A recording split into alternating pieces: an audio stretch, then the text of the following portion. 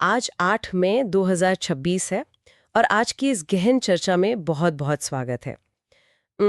हमेशा की तरह जब हम हनुमान जी के बारे में सोचते हैं ना, तो मतलब एक गदाधारी, विशाल पहाड़ उठाने वाले योद्धा की तस्वीर दिमाग में आती है। बिल्कुल, एक ऐसा रूप जिसे देखते ही कोई भी शत्रु कांप जाए। बल और पराक्रम का प्रतीक। हाँ, सही बात है। लेकिन क्या हो अगर मैं कहूँ कि लंका में उनका सबसे बड़ा हथियार उनकी गदा थी ही नहीं, अच्छा, तो फिर क्या था? वो था संस्कृत का व्याकरण। ओहो, ये तो मतलब सोचने का एक बहुत ही अलग और दिलचस्प नजरिया है, क्योंकि आमतौर पर ताकत को सिर्फ शारीरिक शक्ति से ही तौला जाता है। बिल्कुल। और आज हमारा मिशन यही है। हम विभिन्न ऐतिहासिक लेखों और प्राचीन ग्रंथों से यही समझने वाले हैं कि हनुमान जी ने भगवान राम का वर्णन किस प्रकार किया और राम के राक्षस संहारक या कहें डीमन स्लेयर होने का असली मतलब क्या है। हाँ, और जब हम इन विश्लेषणों की गहराई में जाते हैं ना, तो हनुमान जी की एक बिल्कुल नई तस्वीर उभरती है, जहां उनकी बुद्धि और संवेदनशीलता उनके बल से कहीं आगे निकल जाती है।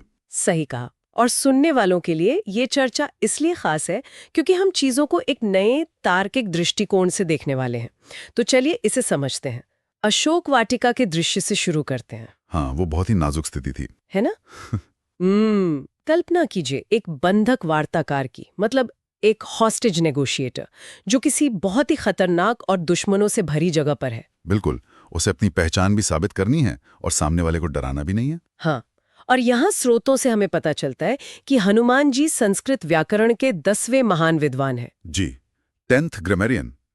ये बहुत कम लोग जानते हैं। और इतनी बड़ी विद्वता होने के बावजूद उन्होंने बहुत सोच समझकर सीता माता के सामने संस्कृत में बात न करने का फैसला किया।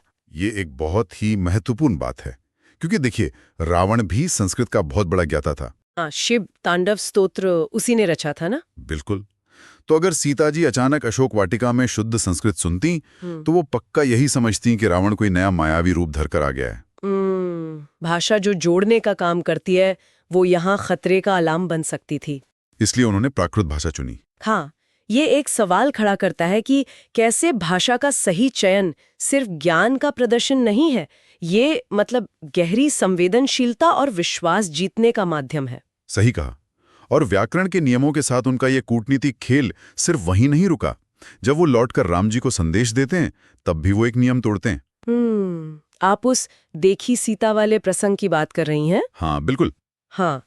क्योंकि आमतौर पर हम सब्जेक्ट ऑब्जेक्ट वर्ब का नियम मानते हैं, मतलब कर्ता, कर्म और क्रिया। जैसे मैंने सीता को देखा। जी।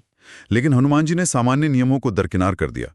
उन्होंने तमिल के संदर्भ में कहा कंडेन सीतये। जिसका सीधा अर्थ है देखी सीता। बिल्कुल।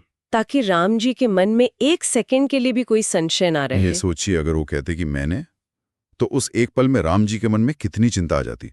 क्या देखा, वो ठीक तो हैं? हाँ, उस मानसिक पीड़ा को उसी पल खत्म करने के लिए उन्होंने सीधा व्याकरण का नियम ही पलट दिया। शत्रु क्षेत्र में विश्वास कैसे कायम किया जाए, ये हनुमान जी से बेहतर कोई नहीं जानता।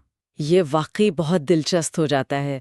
अब भाषा के सही चयन के बाद सीता जी का विश्वास पूरी तरह जीतने के लिए हनुमान जी राम जी का एक बहुत ही सटीक वर्णन करते हैं। जी, सुंदरकांड का वो प्रसंग जहां वो बताते हैं कि राम जी एक महाअरण्य में गए, मतलब एक विशाल जंगल में, और उनके पास सिर्फ धनुष बाण थे और उन्होंने काम रूपी राक्षसों का शिकार किया, एक राक्षस संहारक के रूप में। यहाँ जो बात सबसे आकर्षक है वो ये है कि हनुमान जी ने राम को सिर्फ एक शक्तिशाली राजा नहीं बताया, उन्होंने काम रूपी राक्षसों पर जोर दिया।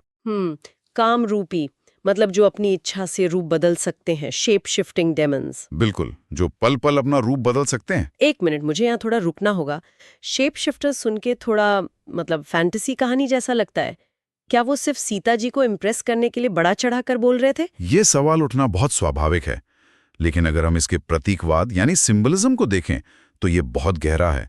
ये कोई बराबरी की लड़ाई नहीं थी। अच्छा, तो इसका क्या अर्थ है? देखिए, जीवन के जो बुराइयां या संकट होते हैं वो कभी एक तय आकार में नहीं आते। ओह, समझ रही हूँ। जैसे आज के समय की एंग्जाइटी, वो एक शेप शिफ्टर ही तो है। कभी करियर का डर, कभी पैसों की चिंता। एकदम सही।